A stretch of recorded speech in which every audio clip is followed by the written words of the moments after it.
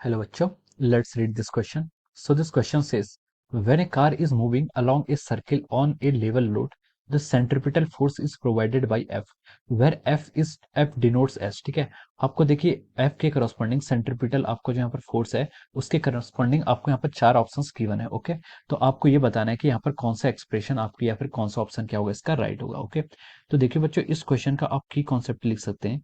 The key concept of this problem is, देखिए ये question आपका किस पर बेस्ड है. आपसे बोला है कि देखिए when A car is moving along a circle on A level road the centripetal force. ठीक है, कार क्या कर रही है, मूव कर रही है किसी सर्कल में. ठीक है, अगर कार किसी सर्कल में मूव करेगी तो हम इसे लिख सकते हैं this is from circular motion, या फिर आप इसे लिख सकते हैं कि बेंडिंग ऑफ कार से आप इसको लिख सकते हैं. ठीक है, बेंडिंग ऑफ कार. ठीक है, बेंडिंग ऑफ कार. ठीक है, इसका जो आपका की कॉन्सेप्ट है वो क्या आपका बेंडिंग ऑफ कार. ओके, तो चलिए बच्चों अब हम इस क्वेश्चन को स्टार्ट करते हैं. ठीक है, तो देखिए बच्चों इस क्वेश्चन में हम बोल सकते हैं कि जैसे कि आपकी कोई कार क्या है किसी सर्कुलर मोशन कर रही है और क्या कर रही है, बेंड कर रही है. ठीक है, दिस इज द सेंटर. ठीक है, ये आपका सेंटर है और ये मान लीजिए आपकी क्या रोड है. This is the road about which the car is moving circularly. Okay, ये आपकी क्या रोड है. ठीक है, अब देखिए ये आपकी मान लीजिए यहाँ पर कोई कार है, दिस इज अवर कार. ठीक है, ये आपकी कोई कार है जो क्या कर रही है, ट्रेवल कर रही है. ठीक है, अब देखिए इस कार की जो आपकी वेलोसिटी होगी ये क्या होगी, v. ठीक है, दिस इज द वेलोसिटी, ये क्या उसकी स्पीड है आपकी टेंजेंशियल डायरेक्शन में. ठीक है, यानी कि फॉरवर्ड डायरेक्शन में कार के लिए. ठीक है, अब देखिए ये क्या आपका सेंटर है, दिस इज अवर सेंटर. ठीक है, अब देखिए कोई भी कार अगर सर्कुलर मोशन करती है, ठीक है, सर्कुलर मोशन करती है तो ये आपका देखिए मैं लिख लेता हूँ पहले, this is our top view. Top view मतलब आप ऊपर से देख रहे हैं. ठीक है, ये आपका क्या है, टॉप व्यू है. ठीक है, तो देखिए टॉप व्यू में आप यहाँ पर बोल सकते हैं, देखिए जब आपकी कार क्या आपके सर्कुलर मोशन कर रही है, कार क्या कर रही है, सर्कुलर मोशन कर रही है, तो इसके कारण इस पर एक सेंट्रिपिटल फोर्स लगना चाहिए टुवर्ड्स सेंटर. ठीक है, तो जो आपका सेंट्रिपिटल फोर्स लगेगा ये आएगा आपका स्मॉल एफ सी. ठीक है, F C is use for the centripetal force, आपका सेंट्रिपिटल फोर्स के लिए आपने यहाँ पर एफ सी को यूज किया है. ठीक है, अब देखिए ये आपका क्या सेंट्रिपिटल फोर्स है. अब अगर देखिए इस कार में और कौन कौन से फोर्सेस लग रहे होंगे. ठीक है, ये एफ सी तो आपका क्या आ रहा है, आपका एफ सी जो फोर्स आ रहा है आपके आपके हॉरिजॉन्टल डायरेक्शन के अलॉन्ग आ रहा है. देखिए अगर मैं इसका साइड व्यू दिखाऊं तो साइड व्यू से ये थोड़ा आपके लिए पिक्चर थोड़ी और बेटर हो जाएगी. साइड व्यू से अगर हम देखें तो देखिए ये आपकी कार है. ठीक है, दिस इज अवर कार. ठीक है, ये क्या आपकी कार है, तो इस पर कौन कौन से फोर्स लगेंगे. पहले तो देखिए इस पर जो कार का मास है, ठीक है, एम जी, ये आपका लगेगा ड्यू टू द ग्रेविटी के कारण फोर्स, और दूसरा फोर्स लेगा आपका नॉर्मल फोर्स. ठीक है, कार का मोशन क्या है, देखिए कार का मोशन आपका हॉरिजॉन्टल एक्सिस के अलॉन्ग है, तो हम यहाँ से बोल सकते हैं कि जो आपका नॉर्मल है it must be equal to the M G. ये क्या होगा आपका एम जी के इक्वल होगा. ओके, हम यहाँ पर से इतना बता सकते हैं. अब देखिए ये कौन से फोर्स आपने बैलेंस कर दिए, this forces are our horizontal force. ठीक है, ये आप सॉरी आपका हॉरिजॉन्टल डायरेक्शन के अलॉन्ग जो फोर्स लग रहे हैं ये आपने बैलेंस कर दिए. ठीक है, सॉरी ये आपके फोर्स आपके वर्टिकल डायरेक्शन के अलॉन्ग है. ठीक है, ये फोर्सेस के आपके वर्टिकल डायरेक्शन, वर्टिकल डायरेक्शन मतलब देखिए ये साइड व्यू है ना, तो कार के ऊपर को नॉर्मल लग रहा है और डाउनवर्ड डायरेक्शन में क्या लग रहा है, एमजी लग रहा है. ठीक है, तो ये कौन सा हो गया आपका, ये आपके क्या हो गए, वर्टिकल डायरेक्शन के अलॉन्ग आपने फोर्सेस को क्या कर दिए, बैलेंस कर दिए. अब देखते हैं हॉरिजॉन्टल डायरेक्शन के अलॉन्ग कौन कौन से फोर्सेस लग रहे हैं. ठीक है, तो देखिए कार पे और कौन सा फोर्स लगेगा, पहला आपका एमजी लगता है, एमजी हमने यहाँ पर दिखा दिया.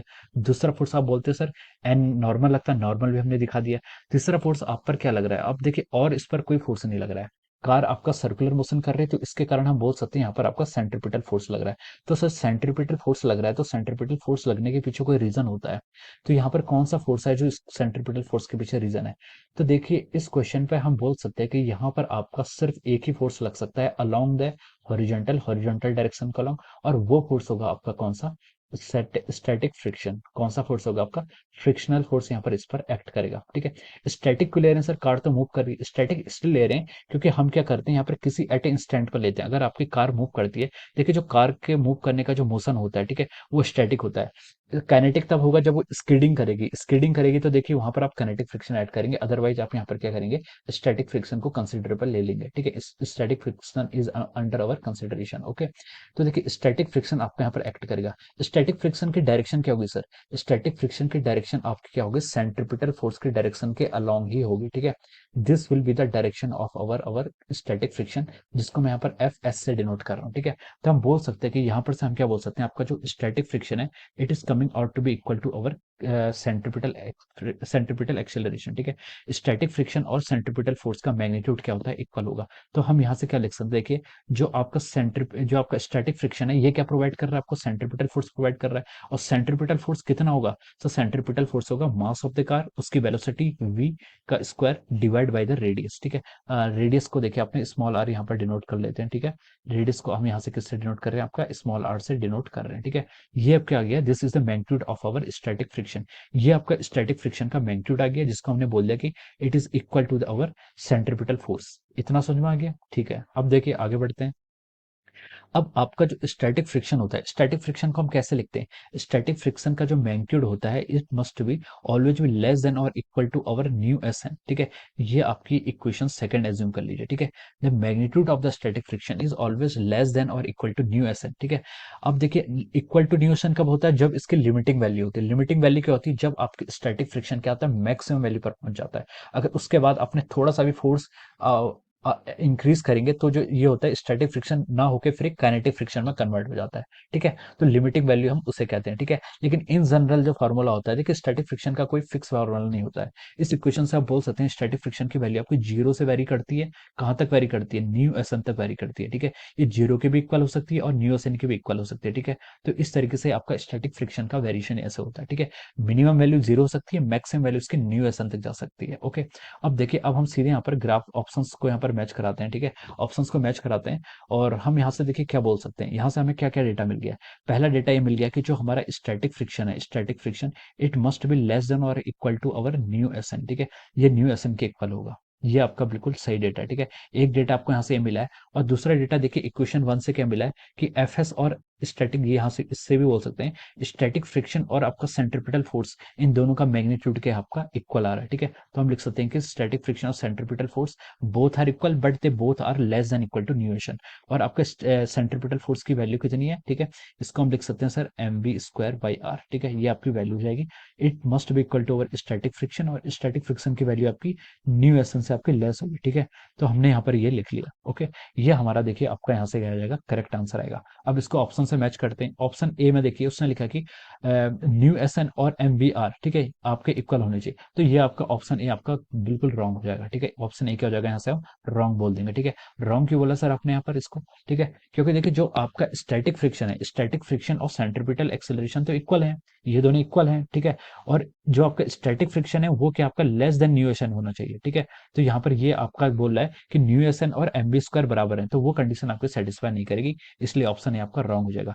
ऑप्शन बी में देखिए उसने क्या बोला है, जो आपका सेंट्रिपिटल एक्सेलरेशन है वो आपका फ्रिक्शन के इक्वल है, यहाँ से इस इक्वेशन यानी कि इक्वेशन वन को सेटिस्फाई कर रहा है। और सेकंड में उसने बोला कि जो आपका फ्रिक्शन है वो it should be less than और equal to mu S N, ठीक है। तो वो यहाँ से कंडीशन सेटिस्फाई कर रहा है, तो हम बोल सकते हैं कि ऑप्शन बी आपका क्या आ रहा है, यहाँ पर राइट आ रहा है। अब ऑप्शन सी में मूव करते हैं। ऑप्शन सी में उसने बोला कि जो आपका फ्रिक्शन या फिर आपका जो एफ सेंट्रिपिटल फोर्स है वो न्यू एस एन के भी इक्वल है और एम बी स्क्वायर के भी इक्वल है। ये स्टेटमेंट तो आपका बिल्कुल रॉन्ग हो जाएगा, ठीक है।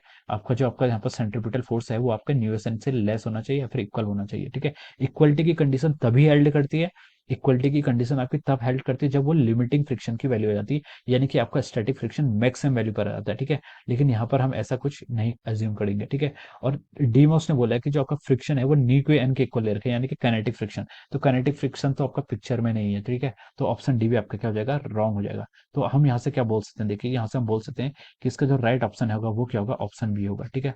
We can write down from here that option B is correct, ठीक है। ऑप्शन बी क्या है इसका, आपका यहाँ से करेक्ट आंसर है, ओके। हम यहाँ से ऑप्शन बी को टिक कर सकते हैं, ठीक है। Option B will be the right answer of this question, okay. So I hope you all understood this concept. All the best and thank you so much.